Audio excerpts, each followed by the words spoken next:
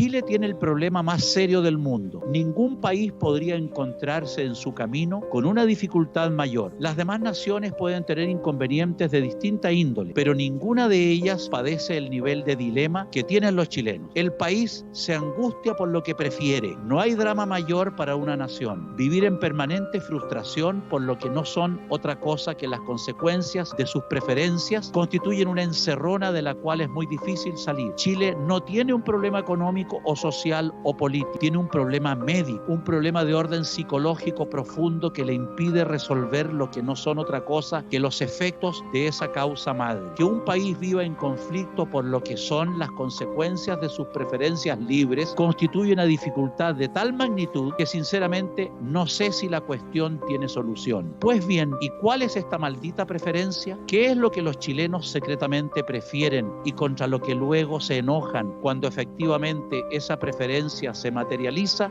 Esa preferencia no es otra que la pobreza. Los chilenos prefieren la pobreza. Por supuesto que no van a admitirlo a viva voz. De hecho, viven enojados contra la pobreza, o al menos eso dicen, porque lo que en la realidad les ocurre en materia de enojos es algo bien distinto. Si uno analiza las corrientes que imperan consciente o inconscientemente en el espíritu chileno, verá que lo que mayoritariamente sobresale, lo que culturalmente predomina, es una oposición a la riqueza. En efecto, el chileno está en guerra contra la riqueza. La corriente mayoritaria que emerge desde las entrañas más profundas de la cultura nacional consiste en una resistencia impenetrable contra la riqueza, contra la idea de ser rico. El Papa Francisco es quien mejor ha expresado la esencia de esa corriente con su frase, comillas, la riqueza es el estiércol del diablo, cierro comillas. Quizás no haya un resumen más perfecto de la morfología social que distingue a los chilenos que a esas palabras de Bergoglio. La riqueza es un pecado. Sin embargo, en un retorcimiento que complica aún más el problema, es un determinado tipo de riqueza y un determinado tipo de rico el que el chileno desdeña y por el que siente un profundo asco. La riqueza que los chilenos repugnan es la que se produce como fruto del éxito lícito.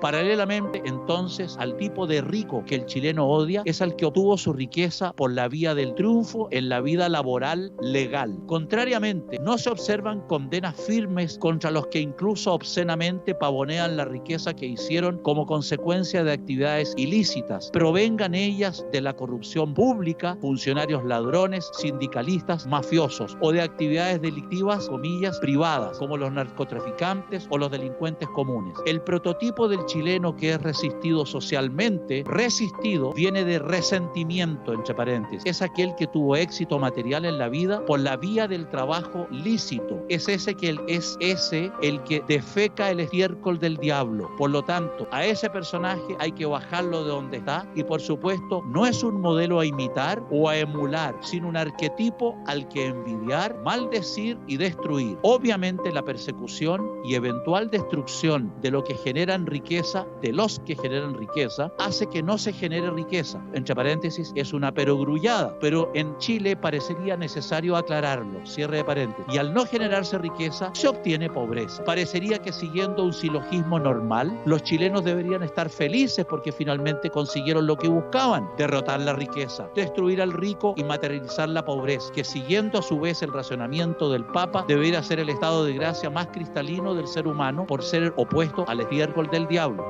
Pero no, cuando llegan a lo que debiera ser su éxtasis, estallan en queja y buscan a más ricos a quienes ir a robarle lo que les queda por la vía de entronizar gobiernos que expolian con impuestos confiscatorios la riqueza lícita generada por otros. Pareciera que los chilenos buscan finalmente es una pobreza tolerable, igualmente distribuida, es decir, una pobreza hasta ahí no más, igual para todos, excepto para aquellos ricos, con paréntesis, a los cuales los chilenos no resisten, es decir, no tienen resentimiento contra ellos, como los funcionarios corruptos que dicen que vienen a sacarle a unos lo que ganaron injustamente a costa de otros, los sindicalistas mafiosos, los que encontraron un curro o un yeire, cierro de paréntesis, el típico vivo chileno que le encontró la vuelta, u otros personajes del submundo ilegal, respecto de los cuales el chileno no muestra un nivel de defensa o de ofensa ostensible. Como se ve, la profundidad de la enfermedad psicológica de Chile es de tal dimensión que las dudas sobre su verdadera solución son muy grandes. El nivel de deterioro mental masivo que sufre el país implica un retorcimiento tal de los valores constructivos de la vida pacífica y progresista que uno duda seriamente que tal extravío tenga vuelta atrás. El enamoramiento del pobrismo ha llevado a la chilena a ser una sociedad completamente conflictuada, encerrada en una encrucijada de la que le será muy difícil salir. Vivir en queja por las consecuencias que trae lo que se venera representa un problema de una complejidad tal que las soluciones no vendrán de la aplicación de tal o cual programa económico, sino de un proceso de introspección que lleve a cada chileno a darse cuenta del nivel de contradicción en el que vive. Mientras ese complejo severo no